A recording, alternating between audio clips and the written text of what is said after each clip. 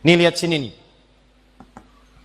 Kalau orang sudah selesai di alam ini, maka Allah wafatkan.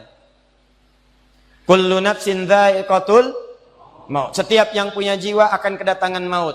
Siapa yang bawa maut? Namanya malakul maut. Kalau malakul maut sudah bawa maut, maka dia mulai mewafatkan sampai meninggalkan dunia ini. Apa dalilnya Ustaz? Quran surah 32 ayat yang ke-11, paling kanan sebelah bawah. Qul yatawaffakum malakul mautil ladzi wukkila bikum. Kata Allah, katakan Muhammad kepada semua umatmu, setiap yang punya nyawa itu akan diutus malakul maut untuk mencabut nyawanya. Datang maut, makanya orang yang belum meninggal, yang belum dicabut, namanya disebut oleh Al-Qur'an dengan nama mayitun. Nih, ada ya-nya, ada ta-nya. Ya-nya ada tasdidnya begini. Mayit, kalau ada tasdid berarti artinya CM, calon meninggal. Di antum jangan tersinggung kalau dikatakan mayit ya. Iya. Sama dengan ustad. Iya. Innaka mayyitun wa innakum mayyitun. Engkau mayit, mereka pun mayit. Engkau akan wafat, mereka pun wafat. Cuman Allah membedakan waktu-waktu wafatnya. Barangkali tidak sama semuanya. Bisa antum duluan, saya belakangan, mungkin. Atau mungkin juga ditukar, jangan salah, bisa ditukar. Saya belakangan, antum duluan, bisa. Gak ada bedanya Ustadz. Ya sudah, saya duluan, bisa setelah antum. Nah, dipakai tasdid. Kalau datang maut, maut datang. Maut lewat malakul maut.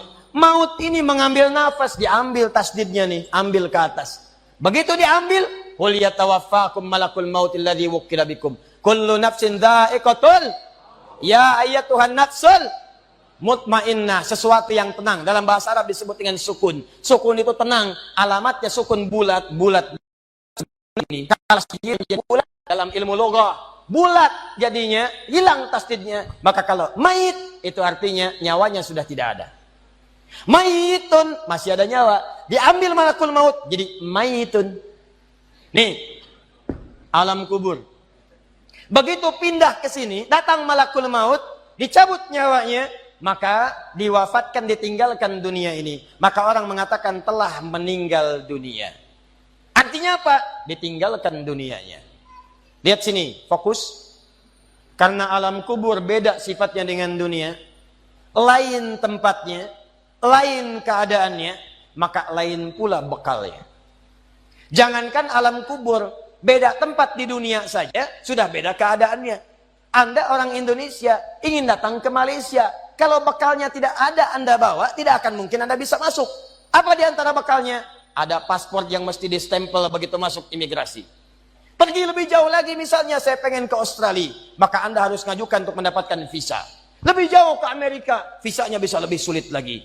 Maka bagaimana dengan alam kubur yang sifat keadaannya beda dengan dunia? Makanya bekalnya pun tidak akan sama.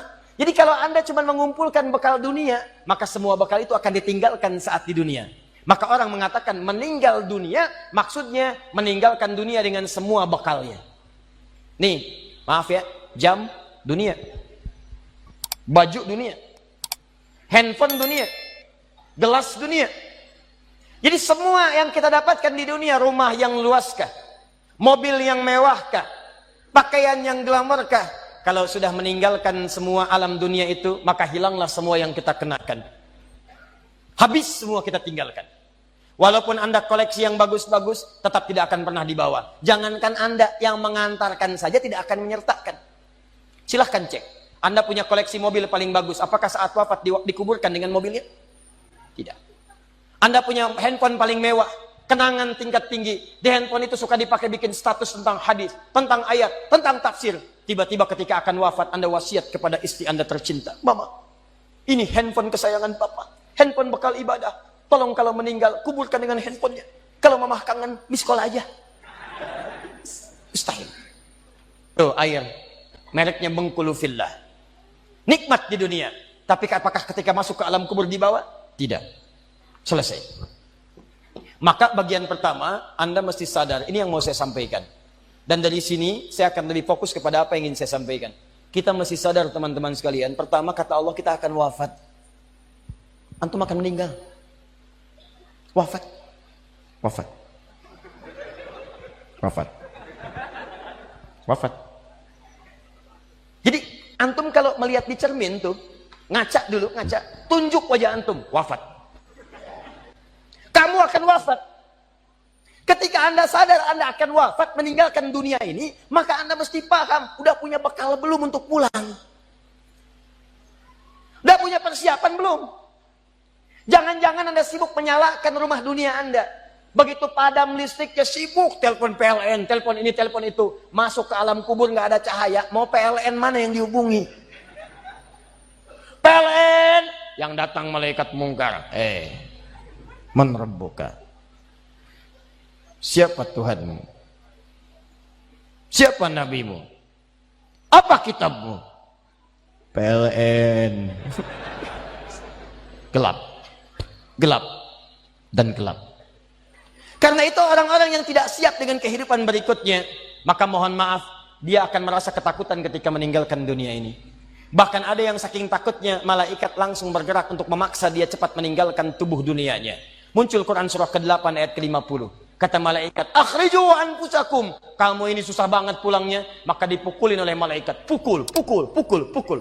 Teman-teman, karena alam kubur itu bekal yang bukan bekal dunia, maka Anda tidak akan pernah bisa membawa cahaya dunia ke alam kubur. Maka saya ajak Anda pada malam hari ini, coba ayo kita berubah. Tolong pikir baik-baik, tidak akan ada yang abadi. Dan besok pun belum tentu hidup. Demi Allah saya katakan, Allah bisa mewafatkan kita pada malam hari ini. Saya cuma mau tanya sebentar aja renungkan. Tolong tanya pertanyaan saya ini, tanyakan pada diri Anda sebelum tidur. Kalau Allah wafatkan Anda pada malam ini, sudah siapkan Anda dengan bekal pulang Anda kepada Allah. Karena itu hukum mengatakan, orang yang tidak punya bekal, maka dia tidak siap untuk mudik. Tuh lihat Ramadan tuh. Ntar sebentar lagi, tersisa tinggal 2-3 bulan ke depan, datang bulan Ramadan. Begitu di ujung Ramadan, orang semua siap-siap mudik. Demi Allah saya katakan, saya pernah mengadakan survei kecil-kecilan. Saya tanyakan pada sementara orang yang tidak mudik. Saya tanya, kenapa nggak mudik? Ustadz, nggak ada bekal. Dunia saja tidak punya bekal, malu mudik. Tidak punya bekal, susah mudik. Tapi yang punya bekal, oh dia nyari sebanyak-banyaknya. Begitu sebelum berangkat, tiba waktunya raya, dia siapkan. Bahkan ada yang kemudian mencari motor terbaik. Motornya Honda bebek, bekalnya singa. Motornya bebek, bekalnya singa. Karena bekalnya lebih banyak dibandingkan dengan sifat kendaraannya. Kendaraan kecil, motornya modifikasi. Tambah lagi pelepah pisang. Tambah lagi dus 1. Tambah belakang yang lain lagi. Numpuk semua di belakangnya. Dituliskan kemudian tulisan, aku pulang sayang, jemput ya. Masya Allah. Luar biasa. Kenapa? Karena tahu dia punya bekal untuk pulang. Dan yang dikunjungi pun dihubungi terlebih dahulu. Aku mau pulang. Maka yang di sana menyiapkan segala perlengkapan untuk menyambut yang pulang. Silahkan cek. Begitu tahu akan ada yang pulang mudik, maka rumah dicet. Makanan diada-adakan. Semua dimunculkan. Bahkan yang tidak ada pun menjadi ada. Cuma setahun sekali. Luarnya kongwan, dalamnya rangginang. Idul Fitri. Anda pun begitu. Jadi kalau dunia saja punya sifat mudik, maka akhirat pun demikian. Orang-orang yang punya petanya cuma dunia saja, maka selesai hidupnya di sini. Kata Allah, nih saya berikan gambaran. Yang visinya cuma sampai sini, maka saya berikan semua kenikmatan dunianya seperti yang dia inginkan. Tapi begitu selesai ini, ditenggelamkan di alam kubur sampai kedalaman yang paling dalam. Turun ancaman. Allah tidak menginginkan semua manusia larut di sini. Tapi kata Allah, saya tidak maksa. Nih saya berikan gambaran kepada Anda. Kata Allah, turun surah Al-Humazah. Wailul likulli humazatin alladzi jama'a malahu wa yahsabu anna malahu akhlada. Kata Allah, hei yang terlampau sibuk dengan dunia. Suaminya sibuk cari harta, hitung lagi, hitung lagi, hitung lagi. Istrinya sibuk kumpul-kumpul dengan sesamanya, cuma membicarakan harta suami. Sosialita yang senang dengan kumpul-kumpul saja. Tidak ada manfaatnya. Cuman ngobrol, cuman gibah, cuma macam-macam. Makanya ketika menyebutkan kalimat saling cela, saling ngobrol, menggunakan tak marbutah. Tak marbutah menunjuk pada perempuan. Wailul likulli humazatil lumazah pakai tak. Sedangkan tak sifat menunjuk pada perempuan.